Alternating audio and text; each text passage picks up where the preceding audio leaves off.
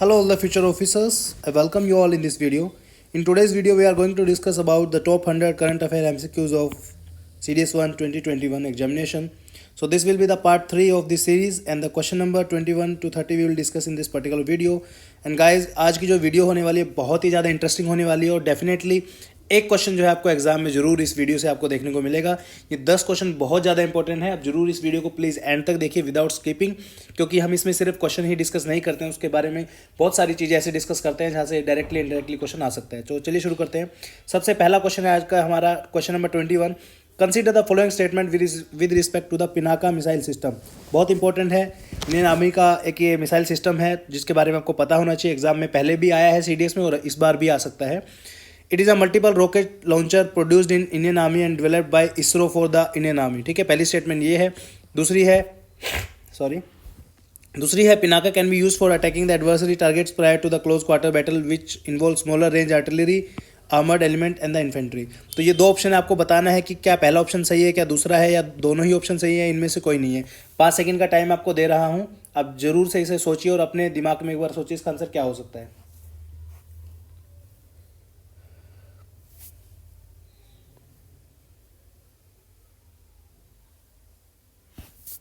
तो दोस्तों इस क्वेश्चन का आपका करेक्ट आंसर है वो होगा answer number B, option number B आपका होगा। क्योंकि फर्स्ट स्टेटमेंट के बाद ध्यान से आप जब पढ़ेंगे तो आपको पता चलेगा it is a multiple rocket launcher produce in India and developed by ISRO लिखा हुआ है यहाँ पे। गाइस इसरो नहीं है, ये है आपका DRDO। ठीक है, तो पहली स्टेटमेंट आपकी गलत हो जाएगी, तो इसका आंसर होगा सेकंड। इसके बारे में अगर देखते हैं तो Pinaka it is a multi barrel rocket launcher. ठीक है, एक बार CDS में पूछा जा चुका है कि पिनाका जो है वो क्या है, रॉकेट लॉन्चर है, मिसाइल सिस्टम है, या फिर सैटेलाइट है। इस तरह से क्वेश्चन आपका आ चुका है। ठीक है, इसको इंडिया में बनाया और डेवलप किया गया है defence research and development organisation के द्वारा, DRDO द्वारा, फॉर द इंडियन आर्मी। ठीक है, इस तरह का कुछ ये दिखता है। 26 जनवरी की परेड में भी जो है लास्ट ईयर शायद दिखाया गया था और इस तरह से होता है। ये होता है मल्टीपल बैरल रॉकेट लॉन्चर है basically.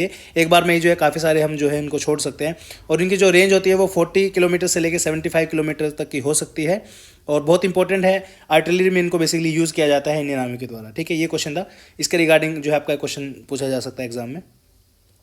Next question is question number 22। Exercise Indira navy recently held it is a bilateral maritime exercise between India and which country. ठीक है, तो आपको बताना है कि इंदिरा नेवी जो एक मिलिट्री एक्सरसाइज है वो किन दो कंट्रीज़ के बीच में होती है। ऑप्शन है आपका, option A France, option B आपका जापान, ऑप्शन सी आपका यूनाइटेड किंगडम, ऑप्शन डी है आपका रशिया। बहुत आसान सा क्वेश्चन है, इसकी ट्रिक भी मैं आपको याद करने की बता दूंगा। ठीक है, तो 5 सेकंड का टाइम लीजिए, बताइए इसका आंसर क्या होगा।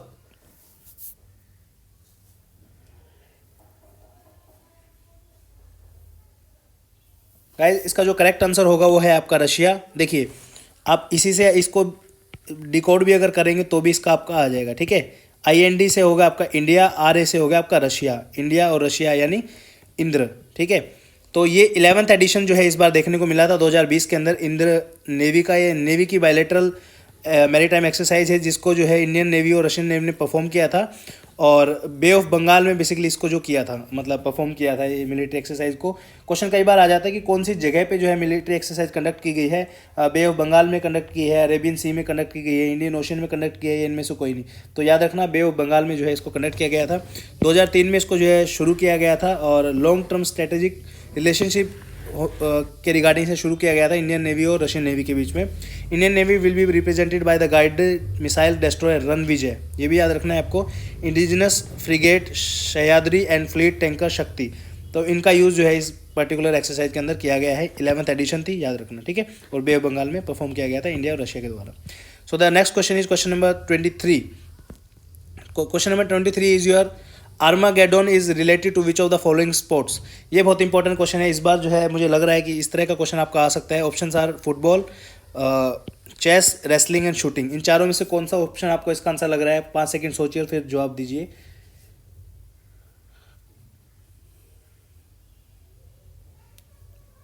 सो correct answer for this question will be your chase. अब देखिए ये एक न्यूज़ में था, कोनेरू हम्पी जो है एक इंडिया की प्लेयर हैं, आंध्र प्रदेश से बिलोंग करती हैं और इन्होंने 2002 के अंदर जो है youngest woman ever to achieve the title of grand master at the age of 15 year. 15 साल की उम्र में ग्रैंड मास्टर का जो है खिताब इन्होंने जीता था 2002 के अंदर। और अभी बेसिकली क्या हुआ था, Koneru Humpy won in Armageddon against Poland's Monika Socko to take India into final of the first ever online chess olympiad. इस बार जो है चेस ओलंपियाड जो है ऑनलाइन करवाया गया था कोविड-19 की वजह से। और ये एक बेसिकली एक टर्म होती है बेसिकली चेस के अंदर, ठीक है, जिसको जैसे क्रिकेट के अंदर सुपर ओवर होता है तो ये फाइनलाइज करने के लिए होता है आर्मागेडॉन। तो आपको पता होना चाहिए, ये जो है सिर्फ इतना पूछेंगे एग्जाम में कौन से गेम से रिलेटेड, तो चेस के रिगार्डिंग है। और अगर ये पूछेंगे कि इसके रिगार्डिंग जो है किस प्लेयर ने जो है जीता है ये पर्टिकुलर मैच, तो कोनेरू हम्पी आंध्र प्रदेश से, इतना याद रखना है आपको बस, ठीक है। Next is your question number 24। Neelakanta Bhanuprakash is famous for, ये एक पर्सनैलिटी है। जैसे CAPF 2000 आई थिंक 18 के अंदर आपका पूछा गया था सैंड आर्टिस्ट के बारे में, क्वेश्चन आया था डायरेक्टली, तो पर्सनैलिटी पे भी कई बार क्वेश्चन आ जाते हैं। तो इसके ऑप्शंस है first Indian to land on Mars, second option is CEO of Microsoft, third option is new chairman of ONGC and fourth option is fastest human calculator of the world, ठीक है। 4 option हैं, 5 second का time लीजिए और सोच के बताइए इसका आंसर क्या होगा।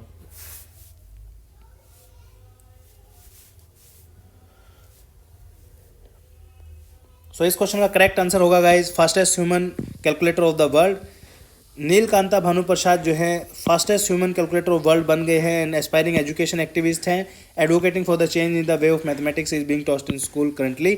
20 साल के हैं, मैथ ग्रेजुएट हैं, won first ever gold medal for India in the mental calculation world championship at mind sport olympiad in London recently. इन सब की जरूरत नहीं है, सिर्फ आपको नाम पता होना चाहिए और इन्होंने क्या किया है, fastest human calculator of world जो है ये बनाया गया है, बस इतना से याद रख लेना बहुत है। Next question is question number 25, important question है। Consider the flowing statement with respect to the Kesavananda Bharati case. ये इंपॉर्टेंट है, पेपर में आ सकता है।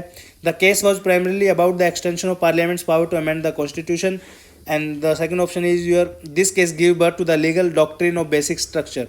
तो 5 सेकंड का टाइम लीजिए, आपको बताना है इनमें से कौन सी स्टेटमेंट सही है। क्या पहली स्टेटमेंट सही है, क्या दूसरी स्टेटमेंट सही है, क्या दोनों ही स्टेटमेंट सही है, इनमें से कोई भी सही नहीं है। 5 सेकंड का टाइम लीजिए, बताइए इसका आंसर क्या होगा।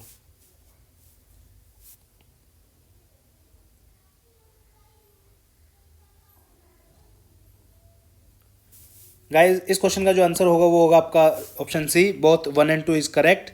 Keshavananda Bharati was the leader is the head of seer of the Edneer Mutt in Kasaragod district of Kerala. ये सब याद करने की जरूरत नहीं है, सिर्फ इनका जो मैंने पीछे वाली स्लाइड के अंदर 2 स्टेटमेंट तो ये हैं आपको। एक तो डॉक्ट्रिन ऑफ बेसिक स्ट्रक्चर में जो है इनका योगदान रहा था, इसी केस की वजह से जो है लैंडमार्क जजमेंट दिया गया था कि पार्लियामेंट जो है राइट्स को, जो फंडामेंटल राइट्स को जो है आपका अमेंड कर सकता है, लेकिन जो है बेसिक स्ट्रक्चर जो है कॉन्स्टिट्यूशन का उसको जो है चेंज नहीं कर सकता है, ठीक है। बेसिकली ये था। उसके बाद ये PDF में आपको मिल जाएगा, आप उसके बाद ध्यान से इसे एक बार अच्छे से पढ़ लेना, इंपॉर्टेंट है। तो पॉलिटी के हिसाब से भी क्वेश्चन आ सकता है और करंट अफेयर के हिसाब से भी आ सकता है। Next is your question number 26। Consider the flowing statement regarding the former president Pranab Mukherjee ji, ठीक है। ये 2020 में इनका निधन हो गया है, तो उनके रिगार्डिंग 3 स्टेटमेंट दी गई है, देखते हैं क्या क्या है। He was the 12th president of India from the year 2013 to 17। He was appointed deputy chairman of the planning commission in 1991। He was awarded the Bharat Ratna, the highest civilian award honour in the year of 2019। अब सबको ये तो पता होगा कि 2019 में इनको ये अवार्ड मिला था। इन 2 क्वेश्चंस में ऑप्शंस में आपका डाउट होगा, बताता हूँ कैसे आपको सोल्व करना है। तो options are option 1 and 2 only. Correct options आपको बेसिकली बताना है, option 2 and 3 only, option 1 and 3 only, option D है सभी के सभी ठीक है। तो बताइए इसमें जो है करेक्ट आंसर आपको क्या लग रहा है।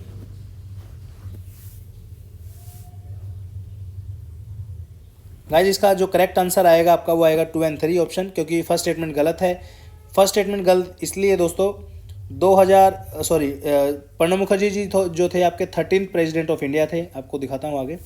Former President Pranab Mukherjee passed away on August 31, 2020. He was 84 years old. Pranab Mukherjee served as the 13th President of India from 2012 to 2017. ये ऑप्शन आप ऐसे भी एलिमिनेट कर सकते थे, यहाँ से 13 से जो है 17 दिया हुआ है, यहाँ से तो 12 से 17 आएगा, क्योंकि 5 साल का टर्म जो है प्रेसिडेंट का होता है। तो अगर आप इसको वैसे भी अगर करते, मान लो आपको 12th का नहीं भी पता होता, तो भी इस क्वेश्चन को आप सोल्व कर सकते थे। उसके बाद बाकी ये जो डिटेल्स हैं इनके बारे में आप पढ़ लेना है। फाइनेंस मिनिस्टर भी रह चुके हैं हमारे, उसके बाद डेप्यूटी चेयरमैन प्लानिंग कमीशन के भी रहे हैं, ठीक है। और भारत रत्न इनको जो है 2019 के अंदर दिया गया है। Next question is question number 27। ये क्वेश्चन बहुत इंपॉर्टेंट है गाइज, इसका जो है एग्जाम में आने के बहुत चांसेस हैं और आ सकता है आपका एग्जाम में। वेरी इंपॉर्टेंट क्वेश्चन है। Who won the 55th Jnanpith award this time in 2020, ठीक है। Option A Amitav Ghosh, option B Krishna Sobti, option C Akkitham Achuthan, और नंबूथरी, सॉरी मैं नाम प्रोनाउंस नहीं कर पा रहा हूँ, और ऑप्शन डी है आपका डेविड एटनबर्ग।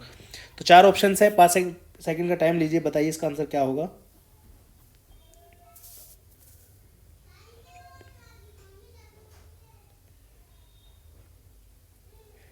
गाइस इसका जो करेक्ट आंसर है वो है आपका ऑप्शन सी, अकिथम वाला जो ऑप्शन है ये है।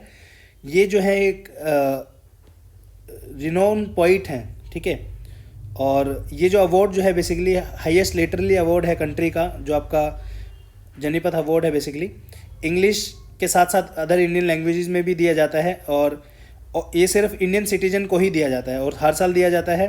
प्राइस जो होता है 11 लाख का प्राइस होता है और ब्रोंज की रेप्लिका है। ये सब रिक्वायरमेंट नहीं है, सिर्फ ये पता होना चाहिए हाईएस्ट अवार्ड है कंट्री का, लिटररी अवार्ड है हाईएस्ट, सिर्फ इंडियंस को दिया जाता है।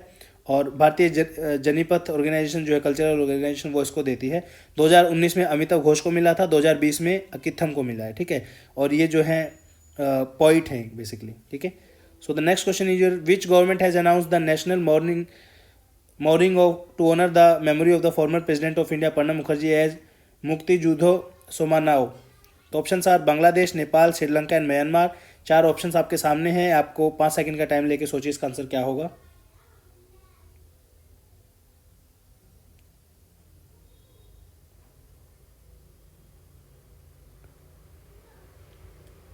गाइस इसका जो करेक्ट आंसर है वो है आपका option A, Bangladesh. Government of Bangladesh has announced government of Bangladesh has announced national mourning to honour the memory of former president of India Pranab Mukherjee who passed away. Bangladesh had conferred the honour of Bangladesh Mukti Juddho सोमन्नोना on the former President Pranab Mukherjee in 2013 for his valuable contribution to Bangladesh's liberation war 1971, ठीक है।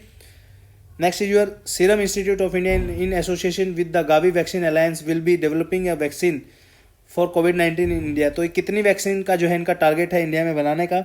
Option are 10 million, 50 million, 100 million, 200 million. तो इसका आपको 5 second का time लीजिए, सोच के बताइए इसका आंसर क्या होगा।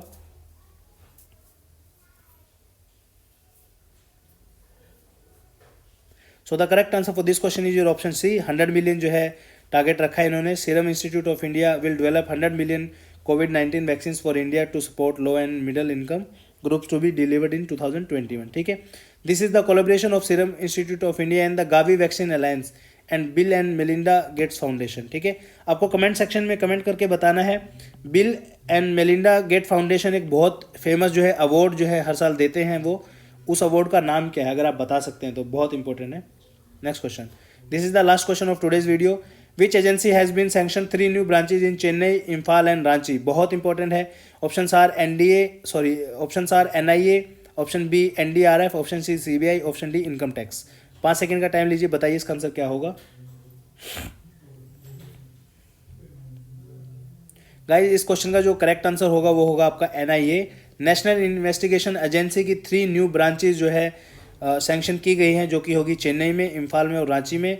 और ये जो basically combating any terror situation, NIA को बेसिकली जब कोई टेरर की कोई सिचुएशन होती है तब जो है NIA को बुलाया जाता है। और बहुत इंपॉर्टेंट ऑर्गेनाइजेशन है, मुंबई अटैक्स के बाद जो है इसको बनाया गया था, और ये काम करती है under ministry of home affairs. और कौन सी ऑर्गेनाइजेशंस ऐसी है जो मिनिस्ट्री ऑफ होम अफेयर्स के अंदर काम करती हैं, वो है आपकी central arm police forces, intelligence bureau, national investigation agency जो मैंने आपको अभी बताया है, narcotics control bureau, internal security department, Jammu and Kashmir affairs, department of home and hill affairs, land ports authority of India, department of border management, department of official languages, ठीक है। ये सब जो है मिनिस्ट्री ऑफ होम अफेयर्स के अंदर जो है काम करते हैं आपका, ठीक है। उम्मीद करता हूँ ये वीडियो आपको पसंद आई होगी। प्लीज़ इस वीडियो को लाइक कीजिए, शेयर कीजिए अपने दोस्तों के साथ, और सब्सक्राइब कीजिए स्टडी फंडा को ऐसी ही आने वाली वीडियोस के लिए, ताकि सबसे पहले आपको वीडियोस मिल सके। और बहुत बहुत धन्यवाद आपको इस वीडियो को देखने के लिए।